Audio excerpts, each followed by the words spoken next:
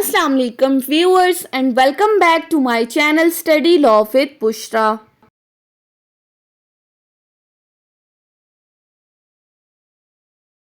So we were discussing Civil Procedure Code 1908. We have discussed up till section 64. In this video we are going to start from section 65. But before starting the discussion, I request you all to please subscribe to my channel and don't forget to press the bell icon for latest updates. Do share this video with your friends and don't forget to comment your feedback. So let's move towards the discussion. Section 65 से आगे जितने भी section हैं वो deal करते हैं topic of the cell के साथ.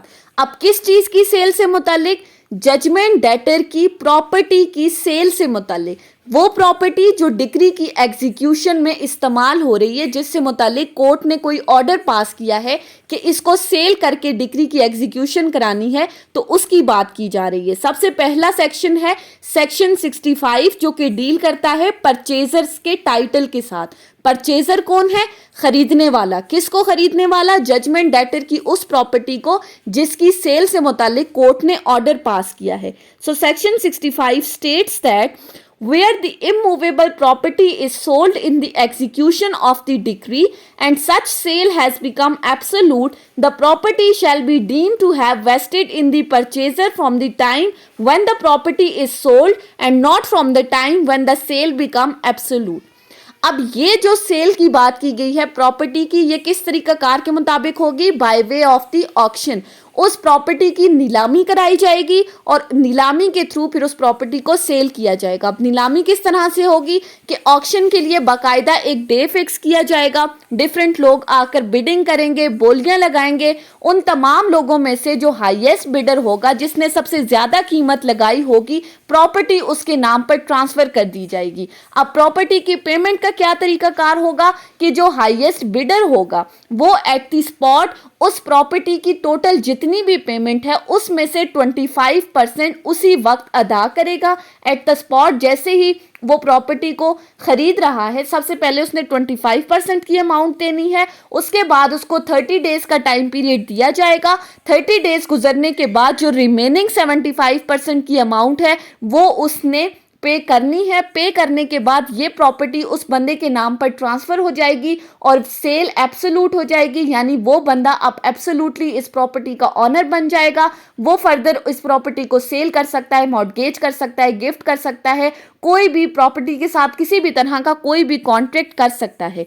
लेकिन एट द स्पॉट जब उसने 25% की पेमेंट की तो वो प्रॉपर्टी का ऑनर बन गया. इसी सेक्शन में भी इसी चीज को डिस्कस किया गया है. सेक्शन 65 यही कहता है कि परचेजर को प्रॉपर्टी का टाइटल कब मिलेगा? जिस दिन से ये सेल हुई है, यानी कि जिस दिन ऑक्शन हुई है, एट द स्पॉट जब उसने 25% की पेमेंट कर दी तो उसको उस प्रॉपर्टी से रिलेटेड तमाम राइट्स ट्रांसफ़र हो जाएंगे. ऐसा नहीं है कि उसको राइट्स कब मिलेंगे? जिस दिन से सेल एब्सोल्यूट होगी. 75% की अमाउंट पे करने के बाद, यानी कि जब टोटल 100% हो गया तो तब की बात नहीं की गई, बल्कि जिस टाइम पहली बार उसने प्रॉपर्टी से रिलेटेड 25% की अमाउंट पे की, उस दिन से उसको प्रॉपर्टी से मुतालिक तमाम राइट्स ट्रांसफ़र कर दिए गए और वो प्रॉपर्टी का ऑनर बन गया. सो ये था सेक्शन 65 जो कि परचेजर के टाइटल को डिस्कस कर रहा था. सिंपल सा सेक्शन है. उसके साथ अब आ जाता है सेक्शन 66. सेक्शन 66 क्या बात करता है? सेक्शन 66 कहता है suit of the purchaser not maintainable. अब इस सेक्शन में कहा गया है कि अगर तो परचेजर कौन है? प्रॉपर्टी को खरीदने वाला. अगर तो वो कोर्ट में कोई सूट फाइल करता है तो कब उसका सूट मेंटेनेबल नहीं होगा, कब कोर्ट उसके सूट को नहीं सुनेगी. सो सेक्शन 66 कहता है no suit shall be maintained against any person claiming the title under a purchase certified by the court in such manner as may be prescribed on the ground that the purchase was made on behalf of the plaintiff or on behalf of the someone through whom the plaintiff claims. अब अगर आप इस section की बेयरक्ट language को देखें तो इस section में बात की गई है person claiming the title under a purchase made on behalf of the plaintiff, यानी कि इस सेक्शन में बेनामी परचेज की बात की गई है। ऑस्टेंसिबल ऑनर को डिस्कस किया गया है।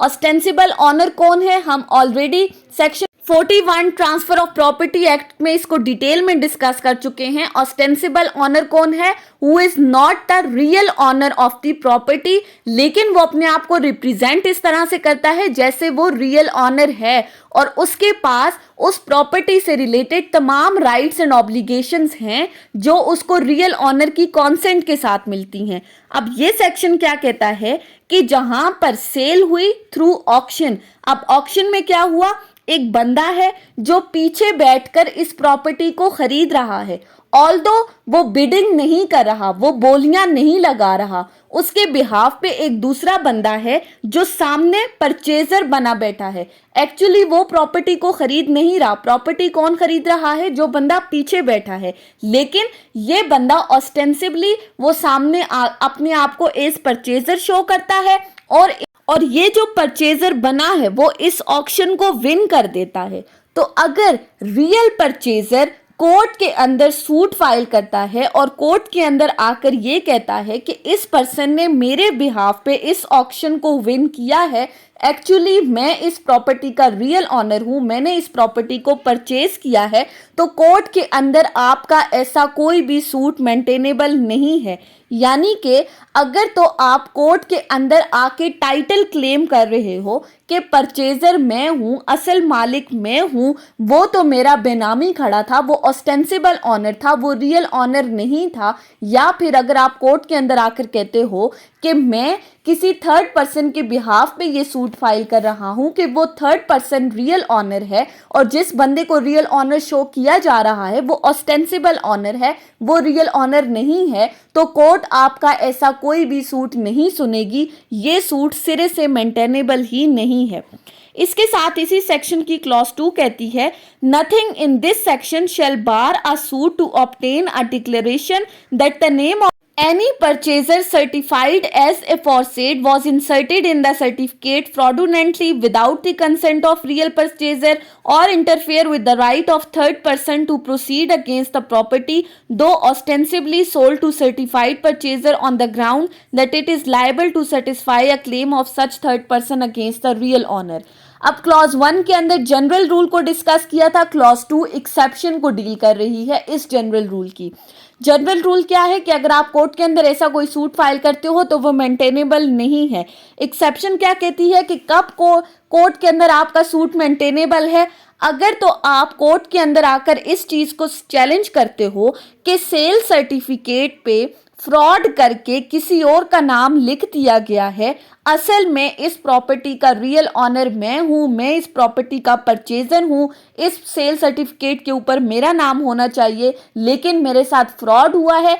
तो अगर आप फ्रॉड की बेसिस पे किसी चीज को चैलेंज कर रहे हो या फिर आप आकर ये कहते हो कि रियल परचेजर की कॉन्सेंट के बगैर किसी का नाम लिख दिया है, रियल परचेजर की कॉन्सेंट शामिल नहीं थी, या फिर अगर किसी थर्ड पर्सन ने आकर क्लेम किया है कि इस पर तो मेरा राइट था, इसको कैसे सेल कर दिया गया है, मेरा क्लेम अभी सेटिस्फाई नहीं हुआ, ये प्रॉपर्टी कैसे किसी थर्ड पर्सन को ट्रांसफर हो सकती है। तो अगर आप इस तरह का कोई भी क्लेम, अगर कोई परचेजर इस तरह का कोई क्लेम कोर्ट के अंदर रेज करता है तो ऐसी सूरत में आपका ये सूट मेंटेनेबल होगा, आप इस तरह का सूट फाइल कर सकते हो।